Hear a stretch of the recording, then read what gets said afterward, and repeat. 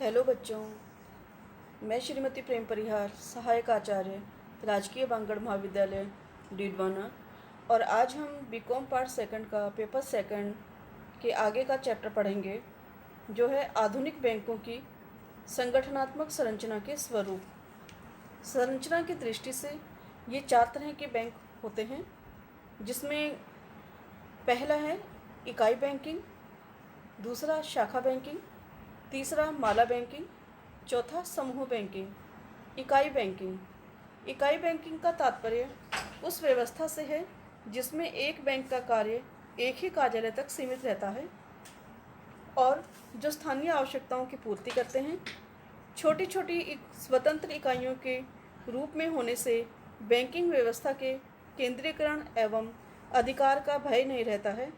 ऐसे बैंकों का व्यवसाय सामान्यतः आसपास के उद्योगपति, व्यापारियों व कृषकों तक ही सीमित रहता है, पर कभी कभी सीमित क्षेत्र में शाखाएं खोलने की प्रवृत्ति चल जाती है। इन्हें धन के हस्तांतरण करने के लिए दूसरे बैंकों की सहायता लेना अनिवार्य हो जाता है। प्राय इकाई बैंकिंग पद्धति में प्रत्येक स्थानीय बैंकिंग संस्था का एक पृथक शासन होता है तथा जिसकी अपनी स्वयं की पूंजी संचालक मंडल और अंशधारी के द्वारा होती है। इस प्रकार के बैंकों की शुरुआत अमेरिका में 1902 में हुई थी और वहाँ ही यह मुख्यतः प्रचलित है। ऐसी पद्धति में जनसंख्या के अनुपात से बैंकों की संख्या अधिक होने से अमेरिका में आज हजारों छोटे छोटे स्वतंत्र इकाई बैंक हैं। इकाई बैंक के गुण: यह स्वतंत्र व्यवसाय के सिद्धांतों के अनुकूल पद्धति है। यह स्थानीय कल्याण की दृष्टि से उपयुक्त है, क्योंकि इसमें स्थानीय परिस्थितियों व स्थानीय लोगों की मांग के अनुसार आवश्यक व्यवस्था द्वारा स्थानीय कल्याण विशेष पर जोर दिया जाता है। यह अकुशल बैंकों की समाप्ति हो जाती है, जिससे जनता के विश्वास एवं बैंकिंग प्रणाली को धक्का कम पहुंचता है और स्थानीय प्रकृति के होने के कारण दूसरे बैंकों को प्रभावित नहीं करते हैं। यहाँ कार्यकुशलता अधिक बढ़ती है, क्योंकि इनके संगठन में बड़े बैंकों के संगठन के दोषों का प्रभाव नजर नहीं आता। निर्णयों में शीघ्रता और प्रतिदिन की समस्याओं का यथोचित समाधान समय पर ही हो जाता है। यह बैंकिंग प्रणाली एकाधिकार पर रोक लगाती है, क्योंकि देश की बैंकिंग व्यवस्था अनेक छोटे छोटे बैंकों के रूप में विकेंद्रित हो जाती है और एकाधिकार व केंद्रीकरण के दोषों से मुक्त रहती है। इसमें प्रबंधन में सुविधा रहती है। इन बैंकों का आकार छोटा होने के कारण प्रबंधन, नियंत्रण, निरीक्षण आदि में सुविधा पाई जाती है और यहाँ अपव्यय की संभावना भी बहुत कम होती है। इस प्रणाली में लोचता रहती है, क्योंकि परिस्थितियों के अनुकूल परिवर्तन होने पर इनमें आसानी से परिवर्तन किया जा सकता है। इकाई बैंकिंग के दोष: जोखिम के भौगोलिक वातावरण का अभाव रहता है, क्योंकि एक इकाई जिस स्थान पर है वहाँ की परिस्थितियों से वह बच नहीं सकती है। इसके क्षेत्र विशेष में आर्थिक संकट उत्पन्न होने से इकाई बैंकिंग का भविष्य अंधकारमय हो जाता है। साधनों की सीमितता इस समस्या को और बढ़ा देती है। धन हस्तांतरण में कठिनाइयाँ: इस पद्धति में एक बैंक को अपने धन के हस्तांतरण या अन्य बैंकिंग व्यवसाय के लिए दूसरे बैंकों की सहायता लेनी पड़ती है। यह बहुत अधिक असुविधापूर्ण और व्ययपूर्ण कार्य होता है। असंतुलित विकास: इस दृष्टि में बैंकिंग व्यवसाय असंतुलित विकसित होता है। पिछड़े तथा व्यापारिक दृष्टि से कम महत्वपूर्ण स्थानों पर बैंकिंग व्यवस्था विकसित नहीं हो पाती है। सरकारी नियंत्रण कठिन और व्ययपूर्ण होता है। छोटे छोटे स्वतंत्र बैंकों के रूप में बैंकिंग व्यवस्था के केंद्रीकृत न होने के कारण सरकार का उन पर प्रभावी नियंत्रण भी नहीं रह पाता है और ये नियंत्रण करना मुश्किल और खर्चीला भी हो जाता है। बड़े पैमाने के लाभों से वंचित भी रहना पड़ता है। साधनों की सीमितता के कारण योग्य, कुशल व अनुभवी विशेषज्ञों की सेवाएं प्राप्त करने, कार्य में वैज्ञानिक ढंग न अपना पाने के कारण बड़े पैमाने से अधिक लाभ की संभावनाएं इस पद्धति में बहुत कम रहती है। ब्याज दरों में असमानता भी प्राय इस प्रणाली में पाई जाती है। सभी क्षेत्रों में बैंकिंग व्यवस्था का समान विकास न होने के कारण तथा स्थानीय परिस्थितियां होने के कारण ऐसे बैंकों की गतिविधियां बहुत ज़्यादा प्रभावित होती है। इस कारण इनके ब्याज दरों में भी भिन्नता पाई जाती है। साधनों की सीमितता। ऐसे बैंकों का आकार छोटा होने के कारण अधिक वित्तीय साधन प्राप्त नहीं हो पाते हैं और साधनों की सीमितता व्यवसाय के विस्तार में बाधा डालती है। अगला प्रकार है शाखा बैंकिंग। शाखा बैंकिंग वह व्यवस्था होती है जिसमें एक बैंकिंग कंपनी को अनेक शाखाएं देश के विभिन्न विभिन्न क्षेत्रों में या विभिन्न भागों में स्थापित करने की अनुमति होती है। ये अलग अलग शाखाएं स्वतंत्र बैंक न होकर मुख्य बैंक की ही शाखाएं होती हैं।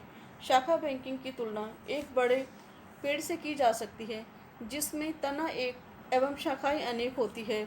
शाखाओं का प्रबंधन, मार्गदर्शन, नियंत्रण एवं नियमन आदि सब कार्य मुख्य कार्यालय से होता है।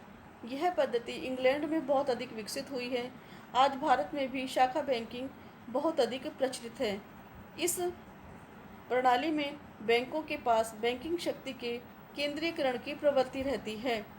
शाखा बैंकिंग के अंदर इंग्लैंड में बड़े बैंकों का लगभग 10,000 शाखाएं हैं और ये इंग्लैंड के बैंकिंग व्यवसाय का लगभग 75% भाग पूरा करती हैं। भारत में SBI, UCO bank, central bank आदि बैंक जो हैं उनकी भी शाखाएं अनेक स्थानों पर फैली हुई हैं और ये देश की अर्थव्यवस्था को मजबूती प्रदान करने का काम करती हैं। शाखा बैंकिंग के गुण। शाखा बैंकिंग के गुणों में अनेक बिंदु हैं जिसमें बड़े पैमाने के लाभ। बड़े पैमाने पर बैंकिंग व्यवसाय करने से साधनों की पर्याप्तता रहती है, आंतरिक एवं बाह्य बचतें प्राप्त होती हैं, कुशल, अनुभवी व योग्य कर्मचारियों तथा विशेषज्ञों की सेवाओं में मितव्ययता रहती है, प्रशिक्षण में सरलता रहती है, धन का सरल एवं सस्ता हस्तांतरण। इसमें एक ही बैंक की दूसरे स्थानों पर कई शाखाएं फैली होने से धन का हस्तांतरण बिना दिक्कत के केवल पत्र व्यवहार से बड़ी मितव्ययता से किया जा सकता है। जोखिम का भौगोलिक एवं व्यावसायिक वितरण। इस प्रकार की प्रणाली में एक ही बैंक की शाखाएं देश विदेश के अनेक भागों में फैली होने तथा भिन्न भिन्न प्रकार के व्यवसायों में ऋण देने से किसी स्थानीय संकट या किसी व्यवसाय विशेष के संकट से अधिक प्रभावित नहीं होती है। एक स्थान से दूसरे स्थान की क्षतिपूर्ति हो जाती है। एक व्यवसाय में संकट दूसरे व्यवसाय की सफलता से संतुलित हो जाता है। इस तरह जोखिम का भौगोलिक एवं व्यावसायिक वितरण शाखा बैंकिंग का सबसे बड़ा लाभ होता है। बैंकिंग का संतुलित विकास। इस प्रकार की बैंकिंग में शाखाओं का विस्तार न केवल विकसित क्षेत्रों में होता है बल्कि अविकसित या कम विकसित क्षेत्रों में भी हो जाता है। इससे देश में बैंकिंग सुविधाओं के विस्तार व बचत को प्रोत्साहन मिलता है। वैज्ञानिक प्रबंधन। शाखा प्रणाली में बैंकिंग व्यवस्था के विशाल संगठन होता है जिसमें विशेषज्ञों की सेवाओं का उपयोग, कर्मचारियों के प्रशिक्षण, श्रम विभाजन की पद्धति आदि के माध्यम से प्रबंधन में कुशलता लाई जा सकती है। अगला है नकद कोषों में बचत। शाखा प्रणाली में वित्तीय साधनों का एक स्थान से दूसरे स्थान पर हस्तांतरण बहुत सरल होता है, अतः कुछ शाखाओं में वित्तीय कोषों में पूर्ति कम पड़ने पर आसानी से मुख्य कार्यालय द्वारा या शाखा द्वारा दूसरे स्थान पर पहुंचाया जा सकता है। अतः शाखा के मुकाबले नकद कोष में कम पूंजी से भी आसानी से व्यापार किया जा सकता है। साधनों का कुशलतम विनियोग। विशाल वित्तीय साधनों के कारण धन का विनियोग अल्पकालीन तथा दीर्घकालीन ऋणों में अधिक लाभप्रद ढंग से किया जा सकता है। विशेषज्ञों की सेवाओं के उपयोग से साधनों को सुरक्षित एवं लाभप्रद प्रतिभूतियों में लगाने की सुविधा मिलती है। विभिन्न क्षेत्रों में ब्याज दरों में समानता। बैंकिंग व्यवस्था के संतुलित विस्तार तथा साधनों के हस्तांतरण में सुविधा एवं मितव्ययता के कारण ब्याज दरों में समानता बनी रहती है। बैंक के फेल होने की संभावना कम। इस प्रकार की व्यवस्था में जोखिम के भौगोलिक एवं व्यावसायिक वितरण हो जाने तथा एक बैंक की विभिन्न शाखाओं में क्षतिपूरक प्रवृत्ति से बैंकों के फेल होने की संभावनाएं कम रहती है। इकाई बैंकों के शीघ्र फेल हो जाने की प्रवृत्ति अधिक रहती है, जबकि शाखा बैंकिंग में इस प्रकार के दोष नहीं पाए जाते हैं। सरकारी नियंत्रण में सुविधा। देश की संपूर्ण बैंकिंग व्यवस्था ही कुछ बैंकिंग प्रणाली पर निर्भर करती है और अनेक छोटे छोटे बैंकों की अपेक्षा कुछ ही बड़े बैंकों पर नियंत्रण सुविधाजनक एवं मितव्ययतापूर्ण रहता है। सरकारी आदेशों एवं नीतियों का क्रियान्वयन सरल हो जाता है। शाखा बैंकिंग के दोष। यद्यपि शाखा बैंकिंग के विशाल संगठन से आंतरिक और बाह्य बचतों का लाभ मिलता है, सरकारी नियंत्रण भी सुविधाजनक रहता है, पर धीरे धीरे इसमें बड़े पैमाने के दोषों का उद्भव होने लगा है। इसकी एकाधिकारी प्रवृत्तियां घातक बन जाती हैं। मुख्य दोष इस प्रकार हैं। प्रबंध व निरीक्षण में कठिनाई। बैंकिंग शाखाओं के विस्तृत क्षेत्रों में विस्तार होने से, शाखाओं की अनेकता और साधनों की विशालता से उनमें परस्पर समन्वय, निरीक्षण, नियंत्रण करना कठिन कार्य हो जाता है। शाखा मैनेजरों पर भी इस प्रकार के कुशल प्रबंधन नहीं पाया जाता है। बैंकिंग शाखा में अनेक अनियमितताओं का प्रादुर्भाव हो जाता है। अनुचित एवं आर्थिक प्रतियोगिता। बड़े बड़े बैंक अपनी शाखाएं दूसरे स्थानों पर स्थापित करने की प्रवृत्ति रहती है। विकसित स्थानों पर तो अनेक बैंकों की शाखाएं परस्पर प्रतियोगिता करती है, जबकि पिछड़े क्षेत्रों में बैंकिंग सुविधाओं से वंचित रहते हैं। इससे दोहरा नुकसान होता है। भारत के बैंकों के विस्तार में यह दोष व्याप्त है, क्योंकि शहरों में तो अनेक प्रकार के बैंक हैं, लेकिन ग्रामीण और पिछड़े क्षेत्रों में बैंक सुविधाओं का अभाव है। एकाधिकारी एवं केंद्रीकरण प्रवृत्ति। कुछ ही विशालकाय बैंकों के अंतर्गत बैंकिंग व्यवस्था का केंद्रीकरण हो जाने से एकाधिकारी प्रवृत्तियां पनपती हैं। इससे बैंकिंग व्यवस्था का लाभ धनिकों को अधिक मिलता है। समाजवादी प्रवृत्तियों को तब तक खतरा है जब तक इनका नियंत्रण एवं स्वामित्व निजी व्यक्तियों के हाथ में रहता है। भारत में राष्ट्रीयकरण के द्वारा इस समस्या का हल निकाला गया है। स्थानीय कोषों का बड़े बड़े स्थानों पर उपयोग। शाखा प्रणाली का सबसे बड़ा दोष यह है कि यह बैंक ग्रामीण क्षेत्र की शाखाओं में एकत्रित जमा धन को उद्योग एवं व्यापार प्रधान क्षेत्रों में स्थानांतरित कर छोटे एवं पिछड़े क्षेत्रों की प्राय उपेक्षा करती हैं। बैंकिंग व्यवसाय में लोच का अभाव।